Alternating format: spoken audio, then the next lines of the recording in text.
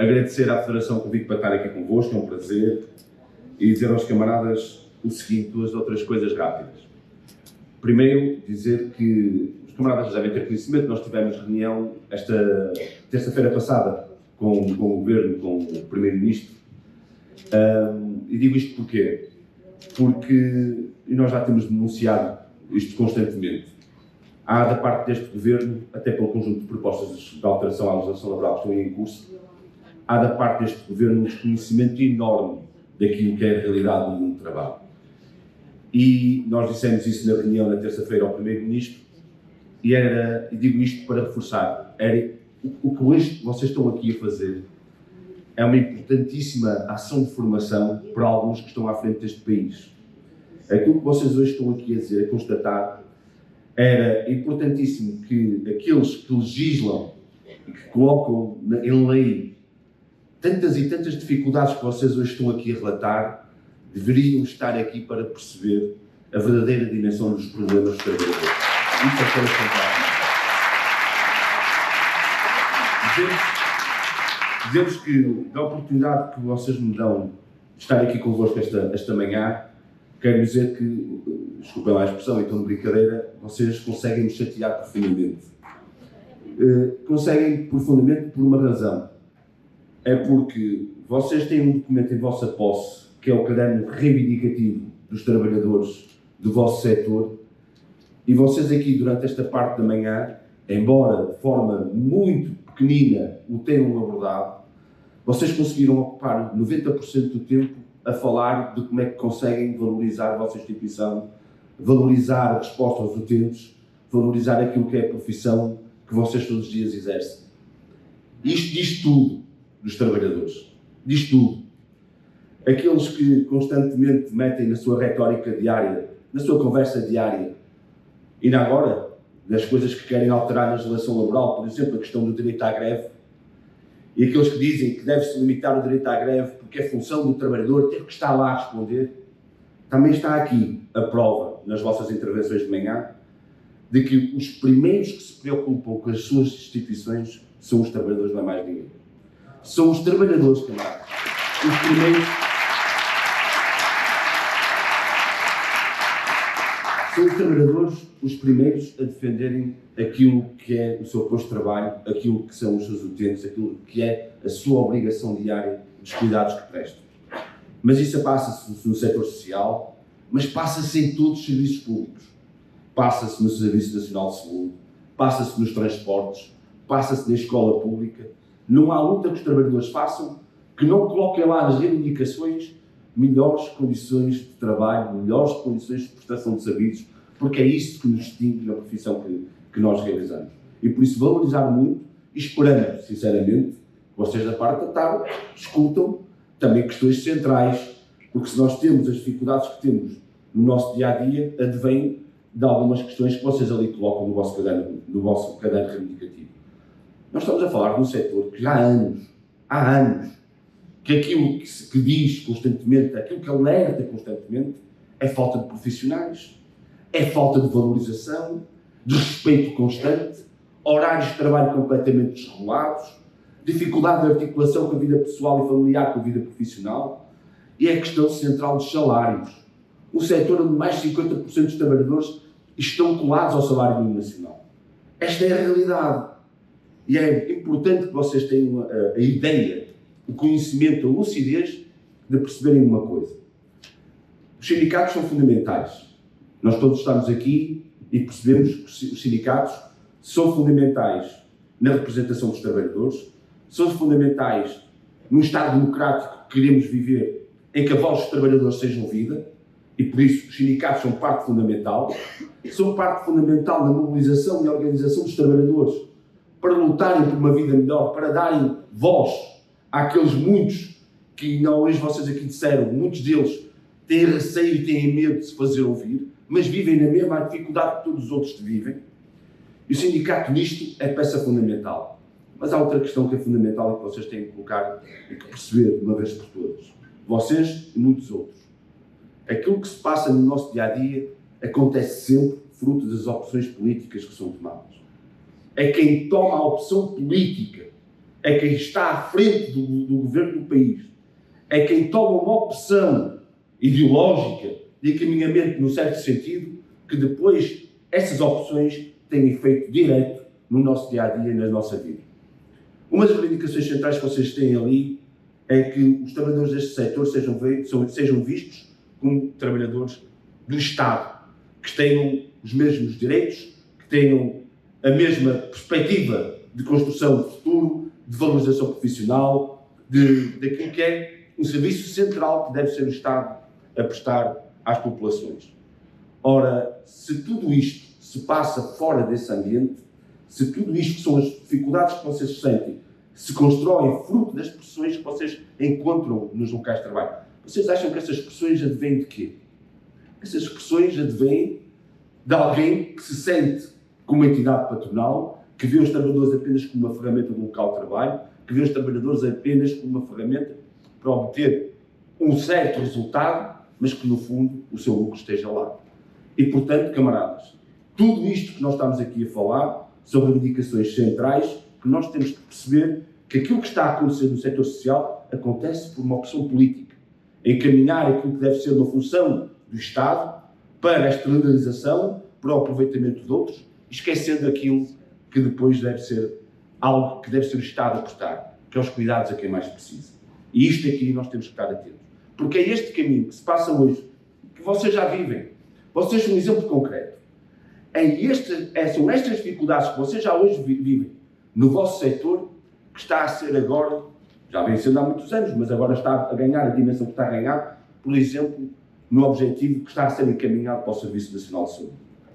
Degrada-se constantemente o Serviço Nacional de Saúde.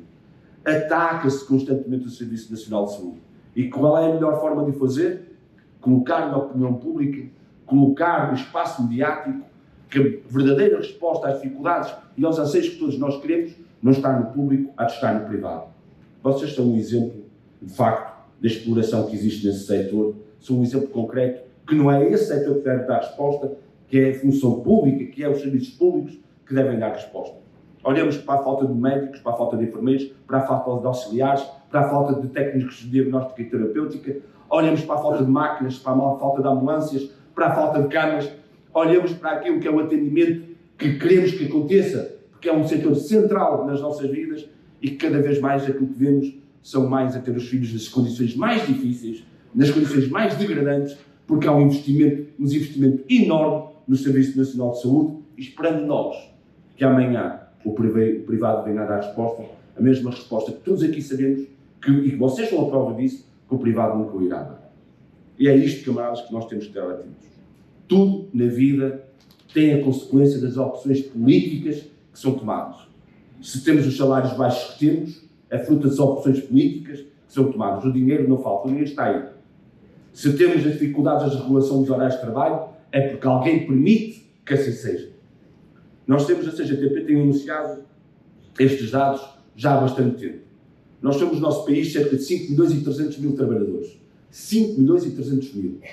Querem atacar a legislação laboral, querem alterar a legislação laboral, dizendo aquilo que vocês estão fartos de ouvir, de alteração e alteração. É preciso modernizar a legislação laboral, é preciso produzir mais, é preciso pôr o país a andar para a frente. O que é certo é que ao longo de todos os anos e em todas as alterações foi sempre preciso modernizar, mas nada disso veio de encontro à melhoria das condições de vida e de trabalho dos trabalhadores. Eles vêm agora com a questão da questão dos horários de trabalho. 5 milhões e 300 mil. Na atual legislação, camaradas, não é na próxima. É nesta que já hoje rege as nossas vidas, em 5 milhões de trabalhadores, nós temos já hoje 2 milhões de trabalhadores que trabalham ao sábado, ao domingo, que trabalham por turnos, horário noturno, horários de feriados, camaradas. E vocês são um exemplo disto também.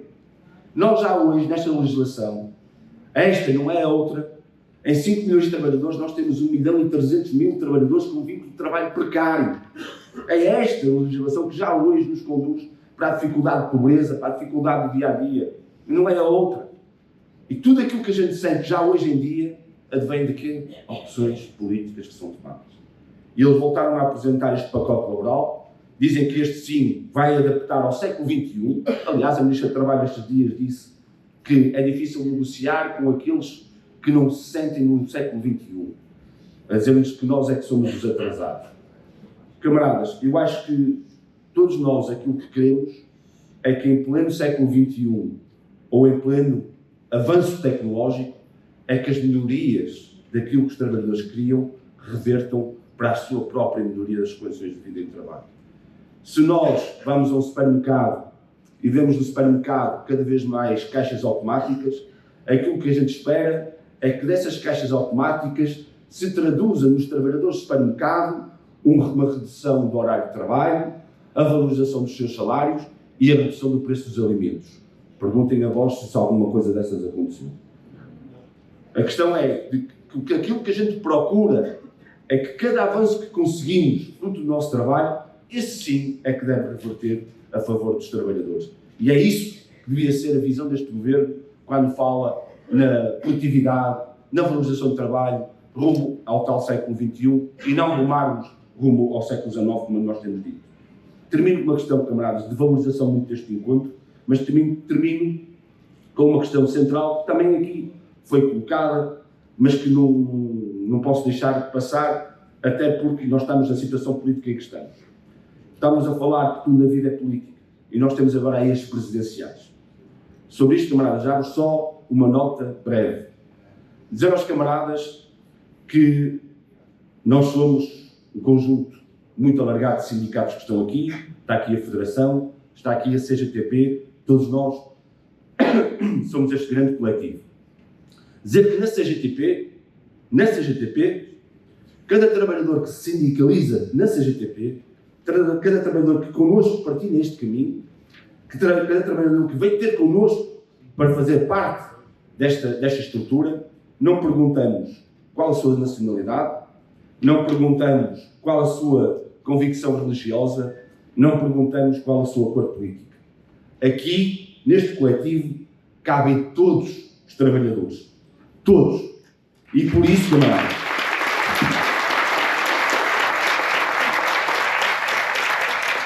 dizer o seguinte, relativamente às presidenciais, já tomámos público esta posição, e digo aqui, transmito aqui a posição aos camaradas da CGTP. Nós não aceitamos. Tudo vamos fazer para combater.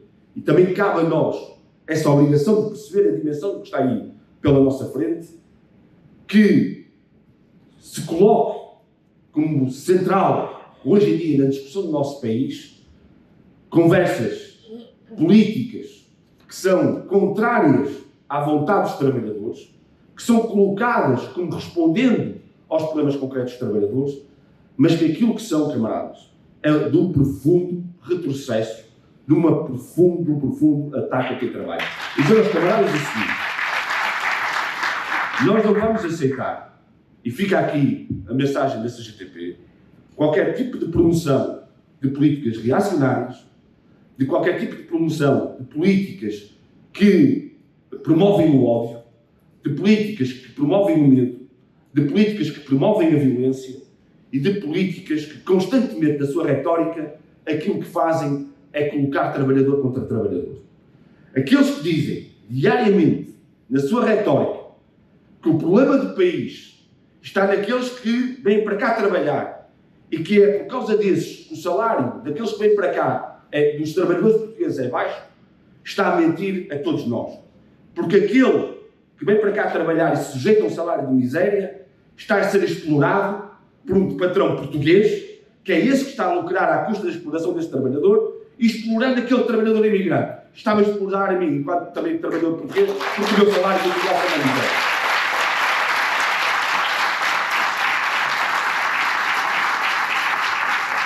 Quero dizer aos camaradas que constantemente ouvimos que o problema do país está no trabalhador. Coloca-se sempre trabalhador contra trabalhador.